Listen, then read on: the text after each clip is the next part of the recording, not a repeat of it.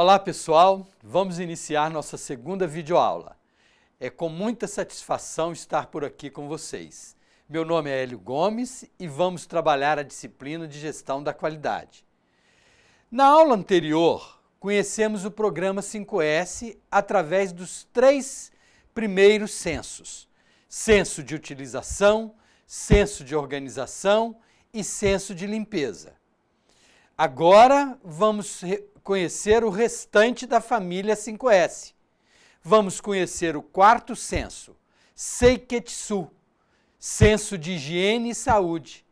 Fazer Seiketsu significa preocupar-se com o asseio e a aparência pessoal. Significa conservar a higiene, tendo o cuidado para que os estágios de organização, ordem e limpeza já alcançados não retrocedam. A higiene e boa aparência pessoal são necessárias para uma vida saudável e realização das atividades. O ambiente deve estar limpo. Todos devem cuidar da sua higiene pessoal. Todos devem usar equipamentos de segurança, os chamados EPIs, equipamentos de proteção individual, e ter cuidado na utilização de máquinas, aparelhos, equipamentos e utensílios.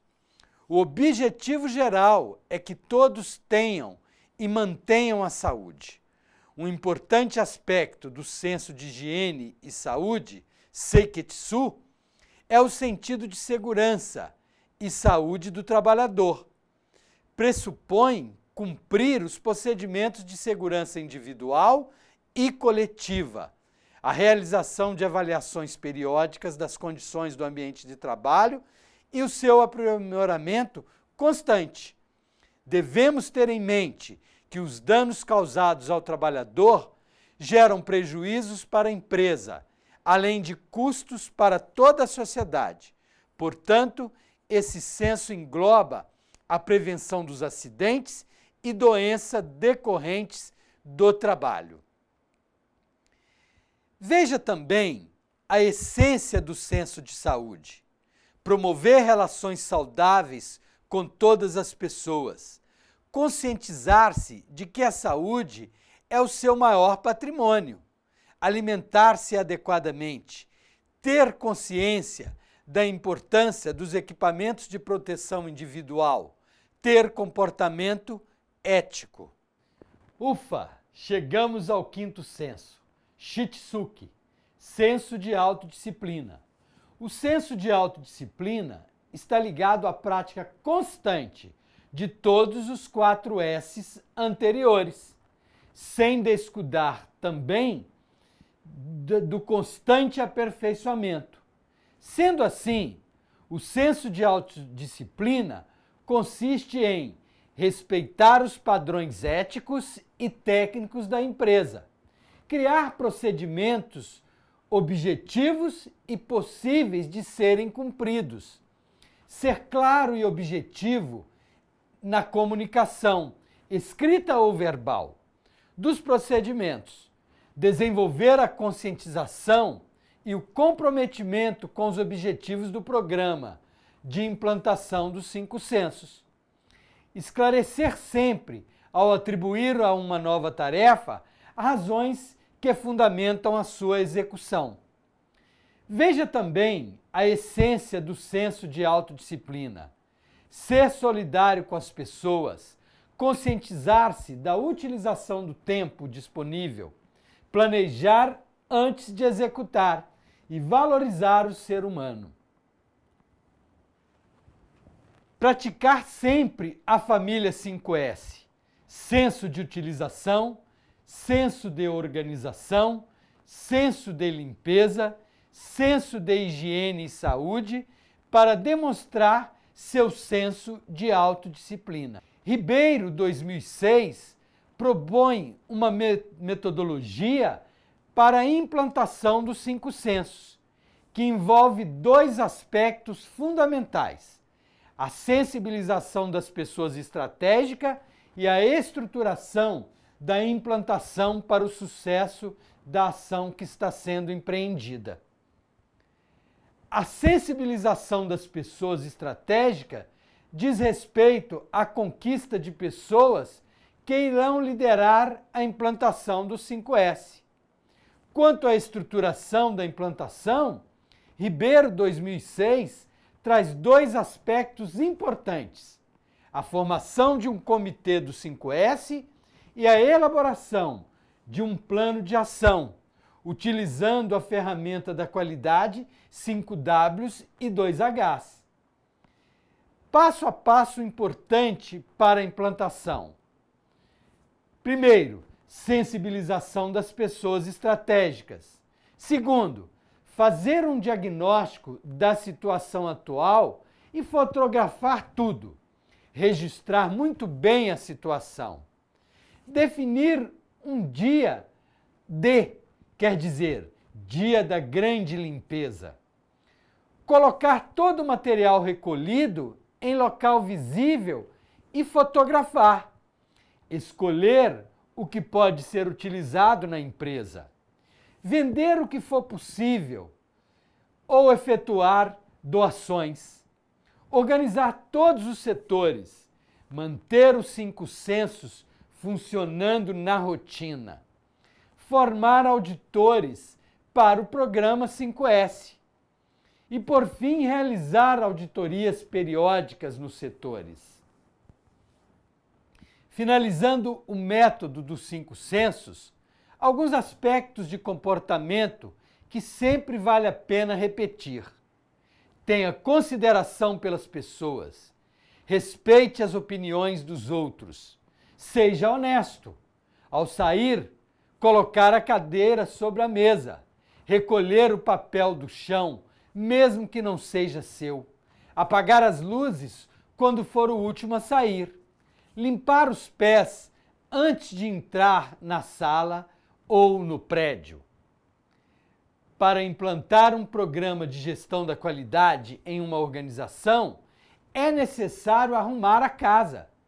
Siga os seguintes passos. Implante o programa 5S. Elimine as anomalias.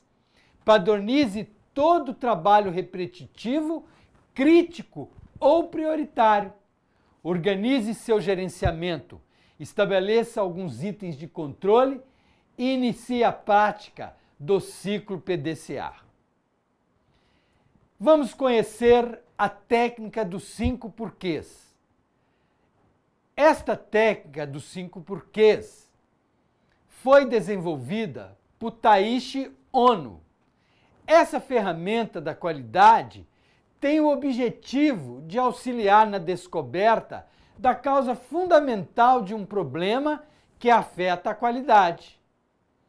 O primeiro passo para a resolução de um problema que impede o desenvolvimento organizacional é identificá-lo e compreender exatamente como ele é.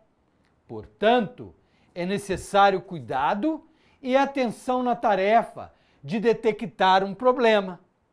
Muitas vezes, um problema mal compreendido leva a soluções erradas, demandando investimento de tempo, recursos humanos, materiais e mesmo financeiros em algo que não resultará na melhoria esperada.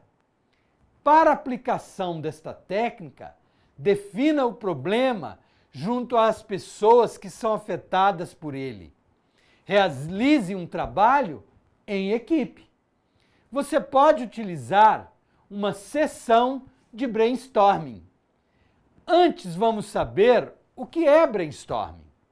Brainstorming é o mesmo que tempestade cerebral. É uma técnica de criatividade em grupo, na qual ele busca a geração de ideias que, isoladamente ou associadas, estimulem novas ideias e subsídios direcionados à solução parcial ou total de um problema dos produtos e serviços e processos da empresa. O brainstorming é composto por 2 etapas. A primeira é chamada divergente e a segunda convergente. A etapa divergente visa a quantidade de ideias. O grupo é desafiado a dar o maior número possível de ideias em um período de tempo determinado.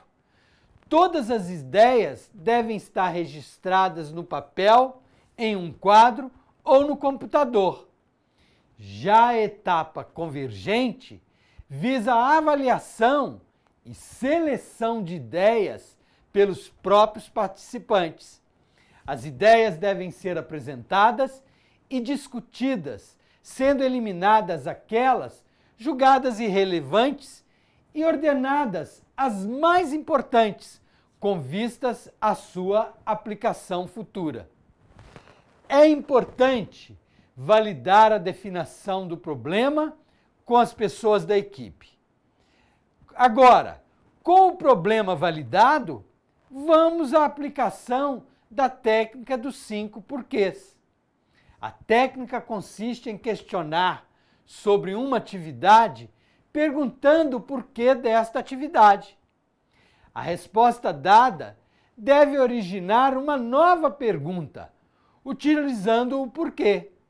Basicamente, a técnica consiste em perguntar porquê 5 vezes consecutivas. Vejamos um exemplo. Por que o produto não foi entregue? Resposta encontrada. Porque não tinha embalagem.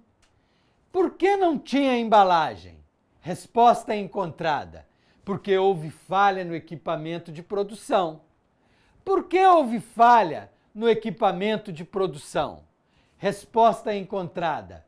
Porque não fizeram a manutenção preventiva. Por que não fizeram a manutenção preventiva? Resposta encontrada. Porque não foi efetuado o pagamento. Por que não foi efetuado o pagamento? Resposta encontrada. Porque houve atraso no registro do novo prestador do serviço de manutenção. A partir da técnica dos porquês, foi possível estabelecer no slide apresentado qual a causa fundamental do problema na entrega do produto. Na prática, as estatísticas demonstram que na 4ª ou 5ª pergunta é possível chegar à causa fundamental. Ou seja, 5 é a média de perguntas que geralmente são necessárias para se encontrar a causa fundamental de um problema. Verifiquem no seu material de apoio às atividades de aprendizagem e lembrem-se, podemos esclarecer dúvidas na sala virtual. 5 Ws e 2 Hs. Vamos conhecer a ferramenta 5 Ws e 2 Hs. O significado de cada uma das perguntas orientadoras e alguns exemplos de aplicação.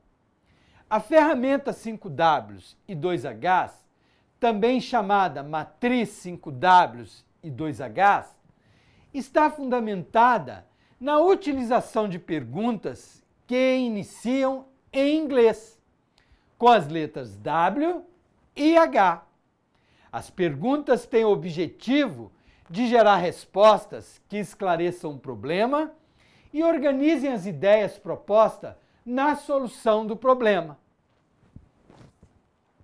Os 5 Ws e 2 Hs correspondem a palavras de origem inglesa. What, o que? Why, por quê? Who, quem? When, quando? Where, onde? How, como? E how much, quanto? What, o que será feito? Por que será feito? É uma justificativa. Where, onde será feito? O local onde será feito. When, quando será feito? Estabelece-se o prazo. Who, por quem será feito? O responsável. How, como será feito? É um método. How much, quanto custará para ser feito? A ferramenta 5W2H é útil em duas situações distintas de análise: na verificação da ocorrência de um problema e na elaboração de um plano de ação. Vejam no slide um plano de ação pronto para ser utilizado na solução de problemas. Modelo de plano de ação. Estabeleça a equipe, o objetivo, a meta e a distribuição dos 5W e 2Hs. O que, onde, porquê, como, quem, quando e quanto. Esta ferramenta iniciou com os 5Ws e somente um H, o how. Posteriormente, foi acrescida do segundo H, o how much, a fim de fundamentar financeiramente a decisão a ser tomada, quanto. Ainda é possível acrescentar mais um H, how measure, como medir, se desejamos atribuir indicadores de desempenho para controlar as ações definidas. É possível detalharmos ainda mais a matriz 5W e 2Hs, com a descrição de subitens das ações propostas e a utilização de cronogramas. O objetivo é aprimorar o gerenciamento das atividades, incorporando instrumentos de gestão do tempo e dos custos. Mais uma observação importante. Vocês perceberam que a ordem das perguntas não é sempre a mesma. É que não se repete em nenhum dos quadros apresentados. Isto porque não existe uma ordem fixa para as perguntas. Você pode ordená-las como preferir, melhor explicando as ações que se pretende empreender. Vamos ao diagrama de causa e efeitos. Ver a elaboração e exemplos de utilização. Vamos aprender a elaborar um diagrama de causa e efeito. Trata-se de uma importante ferramenta para a análise de uma situação-problema e definição da solução. O diagrama de causa e efeito, conhecido também como diagrama de espinha de peixe, pelo seu formato, ou ainda diagrama de Ishikawa, pelo seu idealizador Kaoru Ishikawa. É uma ferramenta simples e muito utilizada para análise das causas de um problema que afeta a qualidade. Diagrama de causa e efeito, ou seja, Ishikawa. Mão de obra, máquina, material, método, meio ambiente e medição. Colocar as causas mais prováveis para resolver o problema. Aplica-se esse diagrama quando o efeito de um processo é problemático, isto é, quando o processo não gera o efeito desejado. A identificação das causas geradoras do problema é uma etapa crucial para a solução do problema, sendo fundamental a continuidade do trabalho em equipe. Para a identificação correta das causas geradoras do problema, recomenda-se a realização de algumas reuniões. A investigação das causas prováveis de determinada situação problemática pode ser direcionada a partir da análise de determinados padrões ou categorias previamente estabelecidos. Um dos mais utilizados são os 6 M's: matéria-prima, mão de obra, máquina, método, medida e meio ambiente. Vamos analisar a situação-problema a partir destes padrões pré-estabelecidos para encontrar as suas causas. Matéria-prima, problemas relacionados às suas características, ao fornecimento, entre outros. Mão de obra, se está devidamente treinada, se possui habilidades necessárias, se está disponível em número suficiente. Máquina, operacionalização de equipamentos e seu adequado funcionamento. Já no método, a forma como são desenvolvidos os trabalhos é uma ação específica. Medida, quais são os indicadores utilizados no momento para controle, bem como os instrumentos de medição. No meio ambiente, deve-se verificar as condições do meio, o local, onde o trabalho é realizado e a influência na qualidade, infraestrutura, temperatura, demais situações de execução. Não só os padrões de análise propostos pelos 6Ms podem ser utilizados, mas há outros que podem melhor traduzir o tipo de atividade da empresa, facilitando a análise da situação-problema. Apesar de muito pouco utilizado, o diagrama de causa e efeito também pode ser implementado para definições de objetivos. É pouco utilizado para esta situação. Neste caso, as sentenças descritivas das causas do problema serão transformadas em sentenças propositivas, dando origem aos objetivos almejados para a solução do problema. O problema também deverá ser redigido transformando-se em uma sentença que traduza a situação almejada. Assim, o diagrama das causas do problema se transforma em um diagrama com os objetivos para a solução do problema, uma vez que apresenta os passos objetivos que serão realizados. No lugar dos M's, são colocados objetivos para atingir um objetivo geral. Os objetivos que estiverem fora do alcance da equipe responsável pela solução do problema deverão ser eliminados. Isso garante que não se trabalhe com objetivos fantasiosos, inviáveis ou inatingíveis. Uma boa sugestão para a seleção dos objetivos é o uso do método SMART. Um objetivo deve ser específico, sua redação deve ser clara, precisa, não deixando margem a dúvidas ou erros de interpretação. Deve ser mensurável. Cada objetivo deve ser relacionado a um indicador de desempenho, para que possamos acompanhar se está sendo atingido. Exemplo, um objetivo de redução de tempo de operação de 20 para 15 minutos no primeiro mês. Deve ser alcançável. Um objetivo deve propor uma ação viável, possível de ser realizada. Cuidado com o otimismo exagerado. Deve ser relevante. Devemos nos pautar pela seleção de objetivos relevantes para o resultado final.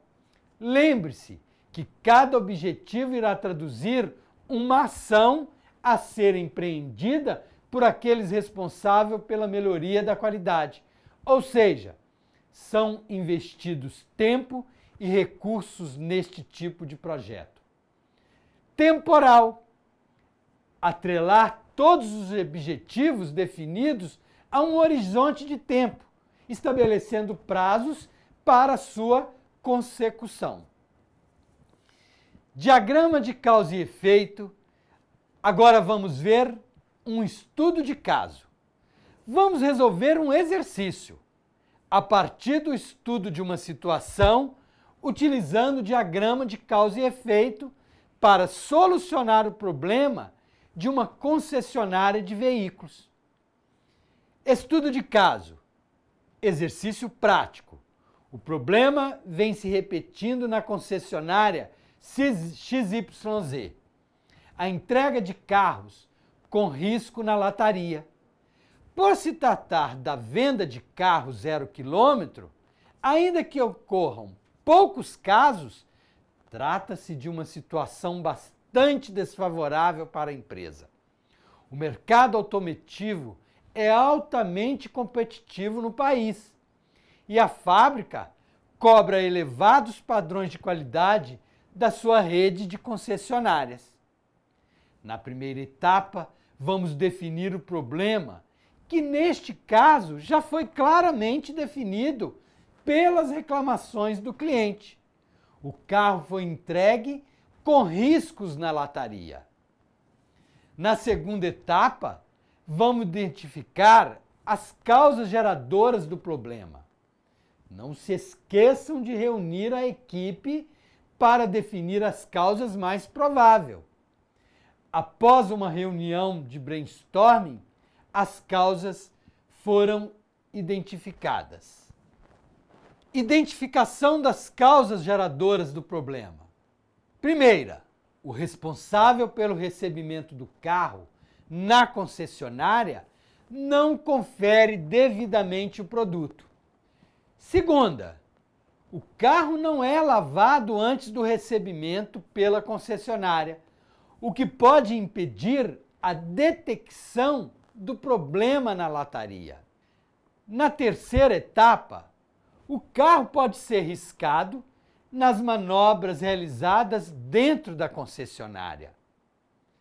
Na quarta, o carro não foi devidamente avaliado no momento da revisão técnica. Na quinta, o carro não foi devidamente avaliado no momento da entrega para o cliente. O efeito, o carro foi entregue com riscos na lataria. As causas identificadas no diagrama da etapa anterior são transformadas em sentenças propositivas. Então, foi elaborado um diagrama com os objetivos para a solução do problema. Definição e seleção dos objetivos. 1. Treinar os funcionários para um recebimento mais criterioso no momento do descarregamento da cegonha. 2. Lavar os carros antes do recebimento, no momento da chegada do produto, antes do recebimento. Treinar os manobristas da concessionária. Elaborar nova lista de itens de verificação da revisão técnica e treinar os funcionários. Treinar os funcionários para avaliação durante a entrega do veículo. Com os objetivos definidos e selecionados, basta implantar nos setores e monitorar os resultados. Agora vamos estudar o diagrama de Pareto.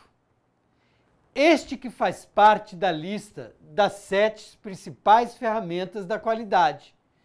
Tem por objetivo principal identificar as causas que determinam a maioria dos problemas de perda da qualidade. Segundo Vieira, 1999, Josep Juran atribuiu o nome desta ferramenta a Pareto, um economista italiano que estudou o problema da distribuição de renda. Ele verificou que poucas pessoas detinham a maior parte da renda, enquanto a maior parte da população detinha apenas uma pequena porção. O trabalho de Pareto deu origem à regra 80-20. 20% das causas são responsáveis por 80% dos problemas. 20% dos clientes são responsáveis por 80% dos lucros. O diagrama de Pareto tem por objetivo identificar as causas que determinam a maioria dos problemas de perda da qualidade. Uma vez identificadas, a solução e eliminação destas causas serão priorizadas. Partimos do pressuposto que, atacando as causas da maioria das perdas da eficiência, teremos imediatamente um incremento significativo na qualidade dos nossos produtos e serviços. Para a construção do gráfico, são necessárias algumas etapas. Primeiro, definir o problema. Na 2, definir o tempo a ser considerado pelo gráfico. Na 3, construir uma tabela de frequência com base no levantamento de dados executados.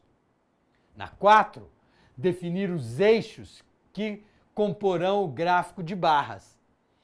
Na 5ª, acrescentar o eixo dos percentuais acumulados. No eixo horizontal, represente em ordem decrescente os defeitos ou as não conformidades obtidas em frequências relativa. No eixo vertical, plote a linha relativa à frequência acumulada das observações realizadas. Como todas as ferramentas vistas até aqui, esta também é composta de alguns passos para sua elaboração. Propomos 5 no total. Vamos estudar a sua construção a partir de um exemplo prático. O condomínio de um edifício comercial vem reclamando da qualidade das instalações prediais. O proprietário do edifício pretende iniciar as reformas necessárias e, para tanto, solicitou ao síndico do condomínio quais serviços, obras deveriam ser priorizadas. O síndico, sabiamente, organizou os dados das reclamações recebidas ao longo do último trimestre e iniciou a elaboração de um diagrama de Pareto. Vamos ao primeiro passo e segundo passo. Criar uma tabela listando os problemas identificados e o número absoluto de ocorrências de cada um e registrar em uma tabela o percentual relativo de cada ocorrência. Exemplo: número 1, descrição, tomada não energizadas, ocorrências 23 e o percentual 14,11. Número 2, descrição, lâmpadas queimadas, ocorrências 39, percentual 23,93. Verifique na página 63, 64 e 65 da apostila, onde você encontra esta tabela totalmente montada. No terceiro passo, devem-se classificar as ocorrências em ordem decrescente. Lembre-se, decrescente. E calcular o percentual acumulado das ocorrências. A partir do percentual do problema, com o maior número de ocorrências, você deve somar o percentual da ocorrência de cada problema ao percentual acumulado da ocorrência anterior. Veja como ficou a tabela na página 65 da apostila. Temos os problemas ordenados em ordem decrescente. No quarto passo, elaborar um gráfico de barras para ser apresentado junto com a tabela anterior. Não esqueçam, em ordem decrescente. Vamos finalizar com o quinto passo e acrescentar o eixo dos percentuais acumulados à direita no gráfico e ligar os pontos correspondentes a estes percentuais. Vejam no slide. Percebam que dos 10 problemas da qualidade detectados, 5 deles, 50%, respondem aproximadamente 80% do número de ocorrência. Ou seja, a solução destes 5 problemas terá um impacto significativo na percepção da qualidade das instalações prediais do edifício comercial por parte dos condôminos. Verifiquem na apostila as atividades para reforçar a aprendizagem e lembrem-se de tirar dúvidas na sala virtual. Método de análise e solução de problemas, o MASP. Vamos conhecer outro método empregado em projetos que visam a melhoria da qualidade. O MASP, método de análise e solução de problemas. Vamos conhecer suas fases e, principalmente, a aplicação das ferramentas da qualidade a partir desta metodologia. O método de análise e solução de problemas foi adaptado no Brasil pelo professor Vicente Falcone, utilizando como base o ciclo PDCA. Ciclo PDCA para melhorias. Utilize as 8 etapas. No planejamento, considere identificar o problema, observar o problema, analisar o processo e elaborar o plano de ação. No DO, de executar, ação, cumprir o plano de ação. No C, de checar, faça a verificação. E no A, de ação, padronizar e tirar as devidas conclusões do processo de melhoria. Antes de iniciarmos a compreensão de cada uma das fases, é importante resgatarmos a definição de método. Sequência lógica de ações empregada para atingir determinado objetivo. Lembram? Pois bem, vamos pontuar. À medida que avançarmos na compreensão do método, a correta aplicação de algumas das principais ferramentas da qualidade existente, destacando aquelas vistas ao longo deste curso. Agora vamos detalhar cada fase do MASP. Metodologia de análise e solução de problema. Fase 1. Identificação do problema. Vimos anteriormente como é fundamental a correta definição de um problema. Lembre-se que um problema é identificado por uma não conformidade, ou seja, o não atendimento de um requisito do produto, do serviço ou do processo. Na fase 2, observação do problema. É a fase de investigação para subsidiar a próxima fase de análise das causas. Aqui você deve procurar registros na empresa que forneçam dados sobre o problema, número de ocorrências, período, fatores associados, equipamentos utilizados, funcionários envolvidos, fornecedores de matéria-prima, entre outros. Já na fase 3, análise das causas. Algumas ferramentas vistas anteriormente podem ser muito úteis nesta fase. Destacamos a técnica dos 5 porquês e o diagrama de causa e efeito. Faz-se necessário identificar as causas mais prováveis do problema em questão, pois a correta identificação é a garantia de que a solução adotada será eficaz. Fase 4. Elaboração do plano de ação a partir da identificação, observação e análise das causas que afetam a qualidade. São planejadas ações para minimizar ou eliminar o problema.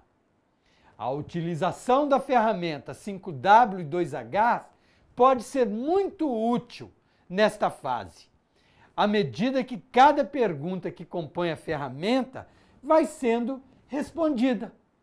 O conjunto de ações vai se tornando o projeto na sua totalidade.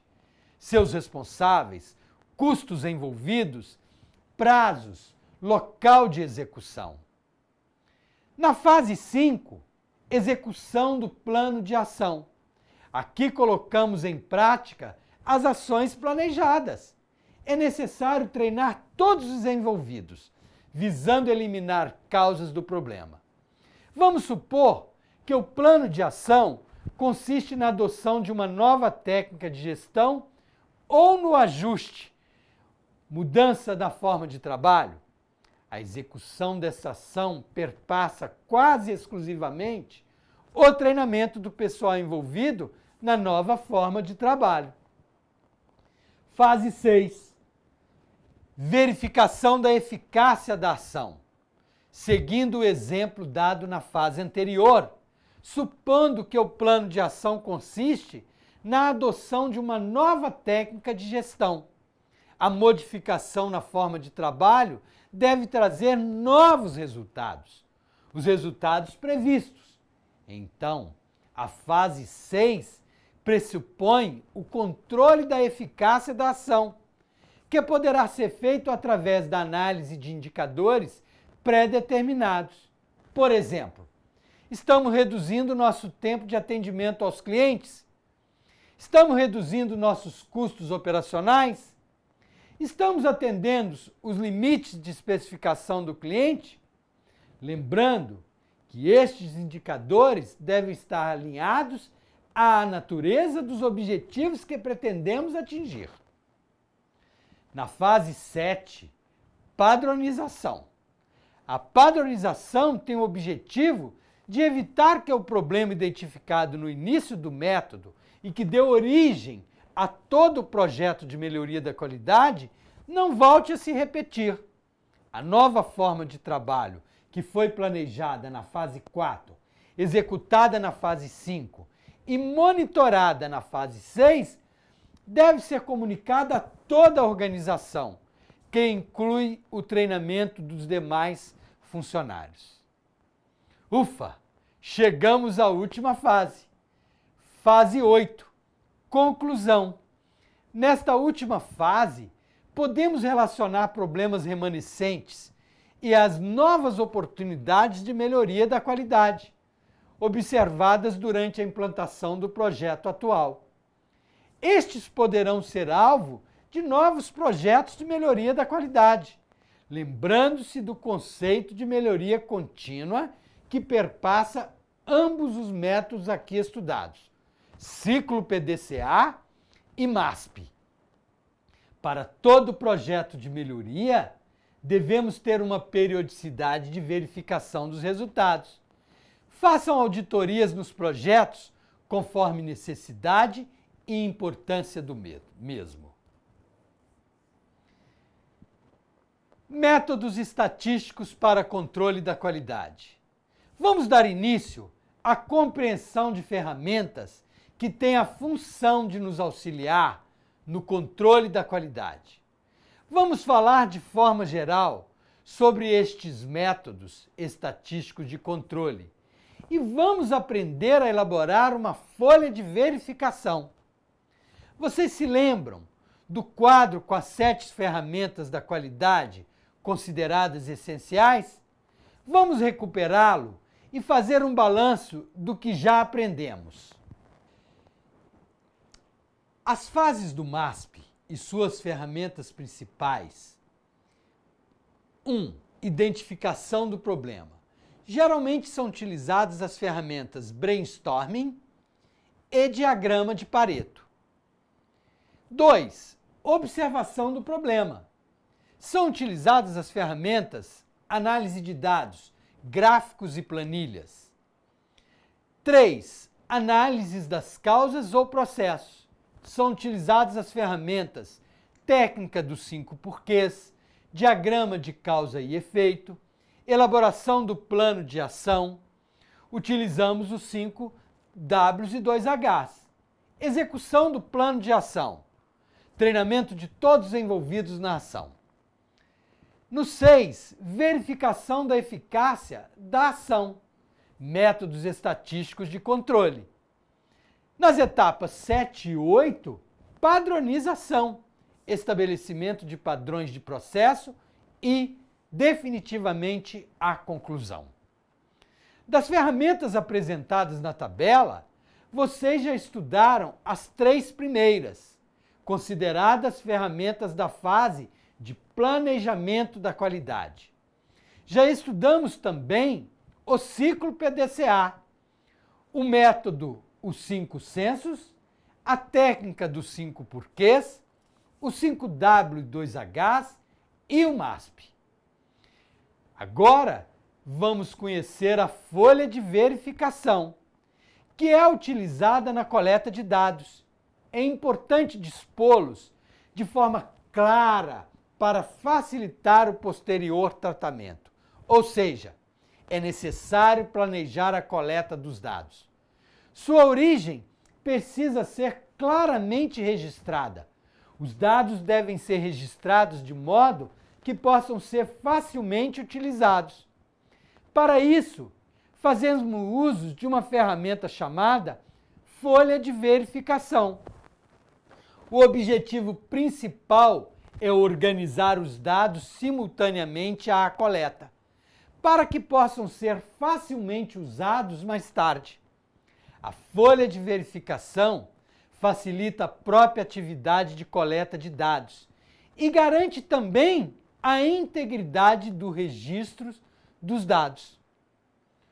O uso das folhas de verificação, já sabemos da importância da coleta de dados de maneira simples e segura e num formulário fácil de usar. A folha de verificação é um formulário ou planilha, onde os itens a serem verificados já estão impressos. Ali fica reservado o espaço para o registro dos dados coletados no momento da retirada de amostras, seja no processo ou na inspeção final. As folhas de verificação são muito aplicadas para inspecionar atributos, para registrar dados que indicam problemas da qualidade ou de segurança. Geralmente, os atributos estão diretamente relacionados às características da qualidade que o produto deve apresentar. Por exemplo, determinadas especificações técnicas. Para monitorar um processo de fabricação, para registrar não todos os tipos de defeitos, mas monitorar a variação de determinada característica do produto. Por exemplo, na folha de verificação do slide mostrado anteriormente, é possível mostrar a variação do peso de determinado produto, retirando uma amostra de 6 peças todos os dias.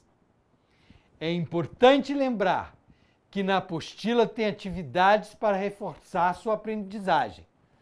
Dedique aos estudos, você só tem a ganhar. Para reforçar nosso aprendizado, vamos conhecer um pouco mais da utilização do ciclo PDCA, aplicado nos processos de melhoria de padrões existentes. Observe que você melhora um padrão existente, o que normalmente ocorre nas organizações que têm a melhoria contínua de processos, produtos e serviços como foco do negócio. As aplicações do MASP, através do método PDCA e das ferramentas da qualidade, devem fazer parte do gerenciamento da rotina diária dos processos, tanto de produtos quanto de serviços. Assim, a empresa consegue alcançar uma maior competitividade de classe mundial. A rigor, o que é uma empresa de classe mundial? Vamos conhecer este conceito utilizando o conhecimento que vocês já possuem sobre os 5 sensos. No local de trabalho de terceira categoria, as pessoas deixam a sujeira no chão e nos equipamentos. Ninguém tem a iniciativa de removê-la. No local de terceira categoria, as pessoas deixam a sujeira no chão e nos equipamentos. Ninguém tem a iniciativa de removê-la. No local de classe mundial, ninguém joga sujeira no chão. Mas se ocorrer, todos limpariam, além de identificar as causas da sujeira e eliminá-las. Limpeza e organização são necessárias para reduzir o tempo gasto, para limpar e ordenar e obter a melhoria da qualidade. Passamos a maior parte do nosso dia no trabalho e temos direito de trabalhar em um ambiente limpo, seguro e saudável, um lugar do qual podemos nos orgulhar. Já que falamos em gerenciamento da rotina, se possível, caso tenham oportunidade, leiam o livro Gerenciamento da Rotina do Trabalho do Dia a Dia. O autor, Vicente Falcone Campos. Vamos aproveitar e conhecer alguns conceitos de gerenciamento da rotina e gerenciamento de processos. O gerenciamento da rotina é uma das primeiras coisas a se fazer quando se implanta o controle da qualidade total, o TQC. Trata-se de dar autonomia às equipes de trabalho para que conduzam suas atividades cotidianas com excelência, contribuindo desta forma para a excelência dos processos e, consequentemente, da empresa. Já a gestão de processos visa o gerenciamento, decorre do controle de cada um dos processos da empresa. O gerenciamento por processos permite a todos os envolvidos conhecer exatamente a contribuição daquele processo para a organização. Para gerenciar um processo, é preciso avaliar seus efeitos usando itens de controle. Não se esqueçam, para esta gestão da rotina nos processos funcionar, é preciso usar da padronização para organizar os processos. E o que é a padronização? Padronizar é exatamente isso que você está pensando. É fazer algo sempre do mesmo modo, como diz Carlos Henrique Pereira Melo, Gestão da Qualidade da Pearson. Nas empresas, fazer determinada tarefa, obter sempre o mesmo resultado. Dificilmente você fará qualidade sem a padronização. Se não há constância nas características do produto ou serviço, como melhorá-las? Padronização é a segurança dos processos. E tem mais. O sistema de padronização, que inclui a criação, a disseminação, o treinamento, a avaliação do uso dos resultados dos padrões estabelecidos, além da atualização. Falcone Campos apresenta alguns princípios para o estabelecimento de padrões.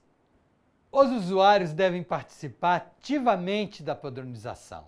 Os padrões devem ser periodicamente revistos e atualizados. O padrão deve ser objetivo, realista e usável. Peça-chave no gerenciamento da rotina. E com isso encerramos os assuntos da nossa segunda videoaula. Façam uma boa leitura na apostila para fixar a aprendizagem. Espero que tenham gostado. Estou à disposição para esclarecimento de dúvidas. E lembrem-se de acessar a sala virtual, participar dos fóruns e postar as suas dúvidas. Por enquanto é só. Bons estudos e até a próxima.